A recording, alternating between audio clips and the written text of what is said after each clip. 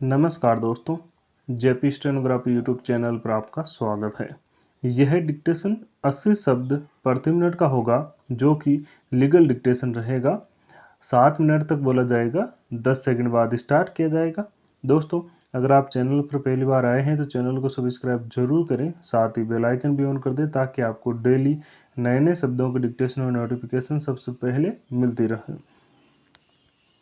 Ready, start. घटना खीरी जिला लखीमपुर खीरी उत्तर प्रदेश की है। घटना के दिन दिनांक 11 जुलाई 2006 को साय 5:30 बजे परिवादी अपीलार्थी की मां लाजवती पास के ही रहने वाले रविंदर वर्मा से उसके भतीजे विष्णु कुमार के दुर्व्यवहार की शिकायत कर रही थी। उस समय अभियुक्त पक्ष के सुधीर, राम अवध, राकेश और विष्णु कुमार भी मौजूद थे और सभी मिलकर एक साथ परिवादी की मां से झगड़ा करने लगे। इसी समय परिवादी के पिता राम लखन और भाई अनूप कुमार भी वहां आ गए और उन्होंने अभियुक्त पक्ष को घटना स्थल से चले जाने को कहा।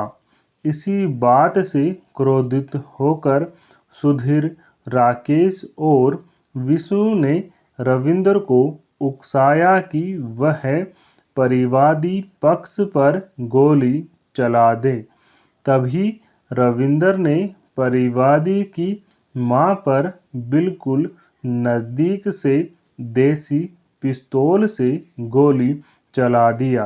परिवादी ने अपनी घायल मां नज़दीकी पुलिस स्टेशन ले जाकर अभियुक्त गण के विरुद्ध प्रथम सूचना रिपोर्ट दर्ज कराई। प्राथमिक सूचना के आधार पर खीरी पुलिस स्टेशन में भादस 307, 504, 506, 34 के अंतर्गत FIR लिखी गई, किंतु उपचार के दौरान परिवादी की मां की मृत्यु हो जाने के कारण मामले को भादस की धारा 302 के अंतर्गत परिवर्तित कर दिया गया। अन्वेषणोपरांत विचारण कार्यवाही में विचारण न्यायालय ने अभियुक्त रविंदर प्रत्युत्तरदाता संख्या 2 को भादस की धारा 302 के अंतर्गत दोष सिद्ध एवं दंडित किया, किंतु अन्य अभियुक्तों को संदेह का लाभ देते हुए दोष मुक्त कर दिया। अपीलार्थी द्वारा अपील किए जाने पर इलाहाबाद उच्च न्यायालय ने आक्षेपित निर्णय एवं आदेश दिनांक 18 दिसंबर 2015 के द्वारा प्रत्युत्तरदाता संख्या 2 की धारा 302 के अंतर्गत दोष सिद्धि को धारा 304 के भाग 1 के अंतर्गत संशोधित करते हुए उसे 10 वर्ष के कारावास एवं 20,000 रुपये के जुर्माने के दंड से दंडित किया। अतः परिवादी ने यह अपील SLP प्रस्तुत किया। निर्णय 1। विचारण न्यायालय ने प्रत्युत्तरदाता संख्या 2 यहाँ मूल अभियुक्त संख्या 1 को भादस की धारा 302 के अंतर्गत दंडनीय अपराध के लिए दोष सिद्धि किया था, किंतु उच्च न्यायालय ने भादस की धारा 302 के अंतर्गत दंडनीय अपराध के लिए दोष सिद्धि को भादस की धारा 304 के भाग 1 के अंतर्गत निम्नलिखित आधारों पर परिवर्तित कर दिया कि यह सुनियोजित अपराध नहीं था। ख कोई पूर्व आज से नहीं था। और गे घटना आवेश की तीव्रता में घटित हुई थी। इस प्रकार उच्च न्यायालय के अनुसार मामला धारा 300 के अपवाद 4 के अंतर्गत आएगा।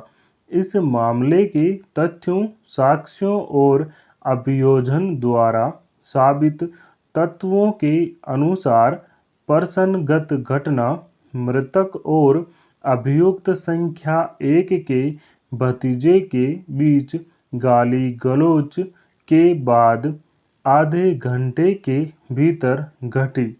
आगे की उसके बाद प्रत्युत्तरदाता संख्या 2 अन्य लोगों के साथ हाथ में देसी पिस्तौल लेकर वहां आ गया और मृतक ने उससे उसके भतीजे के गाली गलौज की शिकायत किया। इस पर प्रत्युत्तरदाता संख्या 2 भी मृतक को गाली देने लगा। इस पर मृतक और अन्य ने उससे आगे गाली नहीं देने और वहां से चले जाने को कहा। उस समय प्रत्युत्तरदाता संख्या 2 ने मृतक और अन्य से कहा, क्या तुम सब जानते नहीं हो कि मैं दोष सिद्ध हूँ और मुझे किसी का भय नहीं है। इसी समय प्रत्युत्तरदाता संख्या 2 ने मृतक पर बिल्कुल नज़दीक से गोली चला दी। मृतक के साथ परिवादी पक्ष के किसी भी व्यक्ति के पास कोई हथियार नहीं था। उक्त घटना के बाद मृतक के द्वारा प्रत्युत्तरदाता संख्या 2 को कोई भी गंभीर और अचानक प्रकोपन नहीं दिया गया था जो अभियुक्त को मृतक पर गोली चलाने के लिए अग्रसर करता हो, और वह भी बिल्कुल नज़दीक से। स्टॉप। दोस्तों, इस डिक्टेशन का पीडीएफ लिंक डिस्क्रिप्शन में मौजूद है। साथ ही आउटलाइन का पीडीएफ भी उसी के साथ अटैच किया हुआ है, आप डाउनलोड कर सकते हैं। दोस्तों, ये डिक्टेशन और इसका पीडीएफ व्हाट्सएप ग्रुप पर भी शेयर किया जाता है, जिसका लिंक डिस्क्रिप्शन में मौजूद है, आप ज्वाइन कर सकते हैं। दोस्तों, अगर डिक्टेशन अच्छा लगे, पसंद आए तो लाइक शेयर कमेंट जरूर करें। चैनल को सब्सक्राइब करना ना भूलें। Thank you.